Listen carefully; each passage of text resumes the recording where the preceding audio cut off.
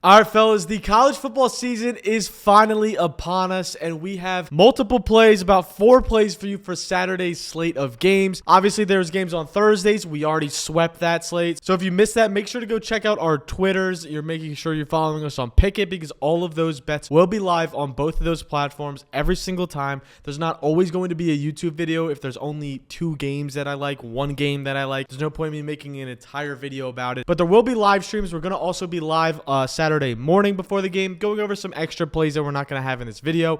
But today we have 4 plays for Saturday's slate. I'm not going to waste your time. Let's get straight into these plays. So our first play we have here is Klubnik to go under 190 passing yards. I know you look at this on the surface and you're probably like, gut. He only needs 190 yards. That is absolutely nothing. Almost any quarterback can throw for 200 yards in college football. College football is a joke, whatever, blah, blah, blah. Well, he only hit this line 6 of his last 10 games last year. And Cade only hit over 300 yards in 2 total games last year. And the main part that I'm leaving out, to leave the main hook, is they are playing Georgia today. The #1 defense. They haven't lost a regular season game since 2022. This team has not slowed down. Yeah, they lost Nakobe Dean. Sure. They lost some of their big-time playmakers in Jalen Carter and all these guys from the past. But I don't really think that matters today, especially when I think Cade is the problem. I don't think it's going to be up to Georgia's defense today as much as it is up to Cade if he can perform. As a Clemson fan myself, I don't personally believe in him. He averaged 6.3 air yards per target last year, which is, if you know college football, not good. Even in the NFL, that's not even great. You want to be targeting that 10 to 12 air yards per target marker. Even 8 is fine, but 6.3 is just so low, especially for college football, especially for ACC ball. Now you get to go to play SEC ball in Atlanta. It's a more of a neutral site because Clemson is about 45 minutes from outside of Georgia, outside of their stadium. So it's not going to be a crazy advantage for Georgia being home, but it is going to be enough to where I don't think Cade's even going to touch this 200-yard marker, let alone I don't think Clemson is going to score more than 17 points this game. Obviously, we have all the stats here. Last season, if we scroll down, now again, you can see all of the numbers here to my right of where you can take these, or we're going to be taking it on underdog. But I will show all of that after. I'll show the entire slip. He only averaged 33 pass attempts, and that's with a game where he had 50 pass attempts in a game. So realistically, that average, if we go down here, say we take away that 50 game, he's only averaging 32 passes a game. In college, that's not a lot. That's like J.J. McCarthy last year where we all shout on him for not passing the ball more. Now, again, Clemson's now going to more an explosive play scheme. They want to target these explosive plays. I don't think you're getting explosive plays versus the most disciplined, versus the most prepared defense in all of college football in Georgia. And Georgia knows this game is very important. They know they can't let this game slip from them. Because if they lose to Clemson week 1, Clemson not only will probably have a playoff bid almost automatic, but Georgia will then automatically be out of the 1 seed. And then we'll be now in a flip-flop of who the fuck is going to win the SEC. They're not going to get the bye. They want the bye in college football this year. There's 12-team playoffs. This is a very important game. And Cade was pretty efficient last season, but nothing too crazy. Average passer rating is 85.5. Also just not good. At the end of the season, he was throwing a lot of interceptions. I could see his interception line absolutely cashing today. He just is a quarterback that I don't really trust. Doesn't really get the ball out on time. Struggles to find the open receiver, is late to his reads. Again, I'm a Clemson fan. I want him to succeed. I want him to take that next step this year. It's hard for me to see him do it this year, especially against the absolute best defense in all of college football. Not even that, the best team in all of college football. I think, sadly, Georgia might stomp Clemson this week. So moving on to play number 2, we're also going to be taking this on underdog. So we add Klubnik to our slip right here, under 190 passing yards. So we love to see that there. I like the cool little animation they have for the players because I don't think they can legally use their heads. Anyway, so that's first play on the slip. Let's go to slip number 2. Let's go to play number 2, and that is Julian Fleming to go over 37.5 receiving yards. And you look at the graph and you're like, gut, what the fuck are you showing me right now? Julian Fleming's a transfer.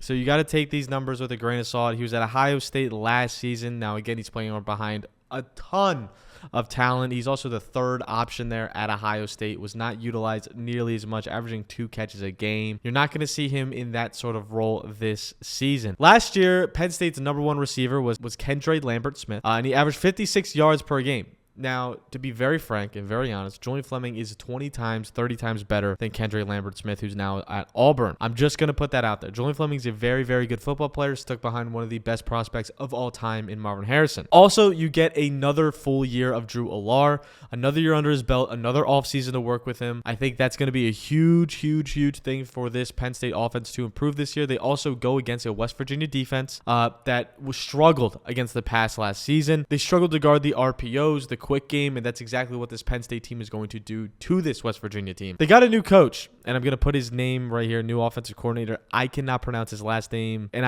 I'm just going to butcher it, but it's Andy. Yeah, he's new offensive coordinator, and he preaches efficiency. He's been at Kansas for the past few seasons. In the passing game, all of his quarterbacks had above a 60% completion percentage of around the 65% mark, which is a very, very, very efficient mark. Not only that, but in the QB carousel they had last season, they threw for 3,000 yards. So again, it's going to look like a promising thing for the passing game. And again, going into a game where the passing defense for West Virginia is very weak, I think it's going to be set up by their strong run game, their strong RPOs. I think Julian Fleming is going to get involved early and often. He's their clear wide receiver one on this team. And I think he's going to soar over 37.5 yards on Saturday. I don't have much of another argument for this. I think between the new scheme, another year Drew Allar, him being the absolute number one, this is a lock line. This is my favorite line of Saturday's games. So as you can see, it's right there, 37.5 yards. Absolutely love it. So we have a high, we have a low now. Let's stack two more plays onto this. Also, if you see this real quick at the top, Phillip Friday. This video will be posted today, so you will see Phillip Friday here. 10% bonus on your next deposit. If you're not if you haven't deposited yet, if you haven't been on Underdog, you can use code BDGE on Underdog, and when you do, you'll get up to $1,000 back. It's a half deposit match. So if you deposit $2,000, they'll give you $1,000. You deposit $500, they'll give you $250. You can get a massive cash back. Not only that, but they'll give you a half a yard free square for Travis Kelce next Sunday. So you put that in any slip. You put that in this slip, and if it cashes, you get a guaranteed yard. I think it's actually a snap for Travis Kelce. I don't even know if it's a yard. So you're guaranteed to get it no matter what, and you will lock in that Travis Kelce half a slip. So make sure you take advantage of that. Underdog's doing giveaways pretty much all season long. They've already been rolling out for preseason. They're rolling out for college football season. They're rolling out for MLB, everything you can imagine. They're doing a ton of stuff, so make sure you're on Underdog to secure the best value and easy money plays. That's also where I'm going to be posting a ton of plays this season, so make sure you're locked in and you can tail those bets. And the best place to tail the bets is going to be Pickett. Now you're looking at this. This is from last week. We cashed out our 2 college football plays last night. We were watching this Friday morning is when I'm recording it. Amari and Hampton lock. 129 rushing yards, and Shedeur Sanders wasn't even close. Absolutely crushed it. We're crushing this week. We're up 5.1 units. We have a record of 9-3-1. We've been solid in the MLB. Had a few sneaky losses there, which were the 3 losses, but we live to see another day, up 5.1 units this week. We're only going to keep building on this as the football season continues, so we're going to keep crushing it. Make sure you follow me on Pickett. The link is in the bio. Make sure you use code BDGE when you're on Pickett as well.